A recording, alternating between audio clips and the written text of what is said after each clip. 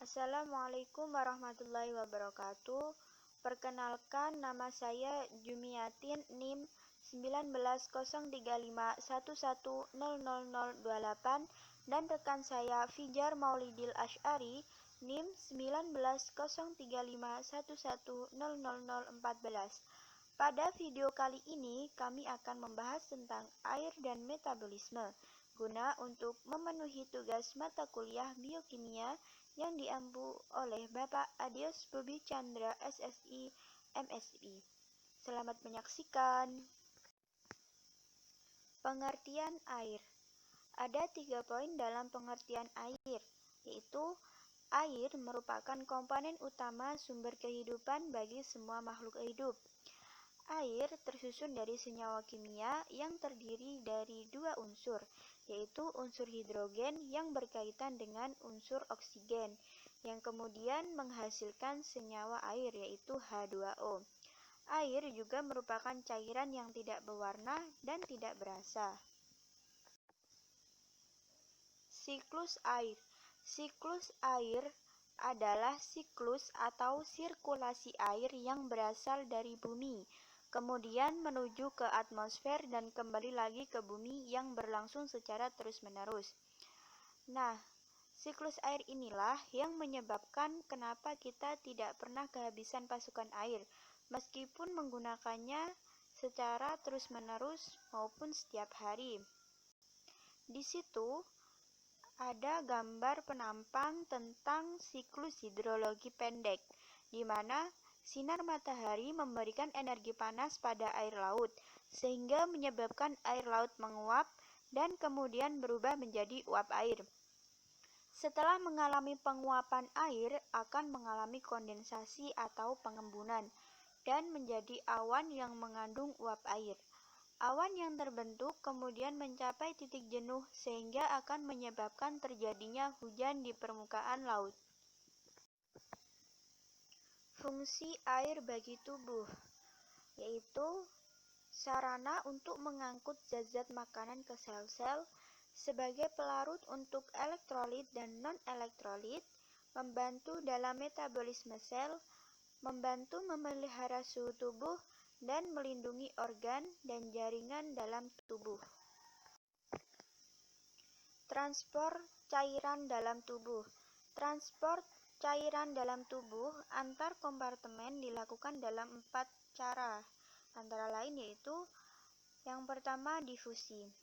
Difusi merupakan pergerakan molekul dari kompartemen konsentrasi tinggi ke kompartemen konsentrasi rendah. Yang kedua yaitu filtrasi.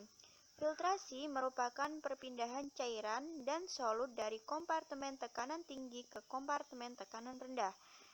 Dan yang ketiga yaitu osmosis. Osmosis merupakan pergerakan cairan dan solut dari konsentrasi rendah atau encer menuju konsentrasi tinggi atau pekat. Dan yang terakhir yaitu transport aktif. Transport aktif merupakan pergerakan cairan dari konsentrasi rendah menuju konsentrasi tinggi melalui proses transport aktif dan membutuhkan energi metabolik. Selanjutnya, saya akan melanjutkan presentasi dari rekan saya Jumiatin, yaitu tentang metabolisme. Metabolisme adalah proses-proses kimia yang terjadi di dalam tubuh makhluk hidup atau sel. Metabolisme disebut juga reaksi enzimatis karena metabolisme terjadi selalu menggunakan katalisator enzim. Berdasarkan prosesnya, metabolisme dibagi menjadi 2, yaitu anabolisme dan katabolisme. Yang pertama yaitu anabolisme. Anabolisme ini merupakan suatu proses pembuatan senyawa kimia yang sederhana ini menjadi senyawa kimia atau molekul kompleks. Contohnya yaitu proses fotosintesis yang kita ketahui dalam sehari-hari, tumbuhan itu membutuhkan proses fotosintesis. Itu sebagai contoh dari anabolisme. Tahapan anabolisme ini diambil dari 3, yaitu energi, karbon dioksida, dan air ini menjadi satu kesatuan yang akan menghasilkan oksigen. Produksi prekursor seperti asam amino, monosakarida, dan nukleotida ini menjadi aktivasi senyawa-senyawa tersebut menjadi bentuk reaktif menggunakan energi dari ATP. Penggabungan prekursor tersebut menjadi molekul kompleks seperti protein, polisakarida, lemak, dan asam nukleat. Yang kedua yaitu katabolisme. Katabolisme ini merupakan proses penguraian senyawa kompleks menjadi senyawa-senyawa yang sederhana. Proses tersebut menghasilkan energi yang dapat digunakan oleh makhluk hidup, sehingga dapat disebut dengan reaksi eksergonik. Contohnya yaitu respirasi sel. Selanjutnya yaitu tahap katabolisme.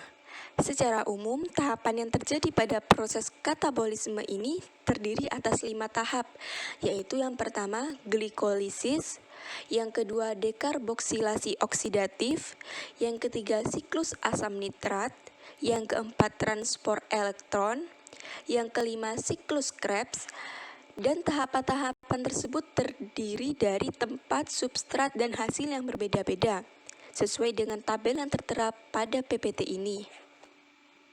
Terima kasih atas perhatiannya.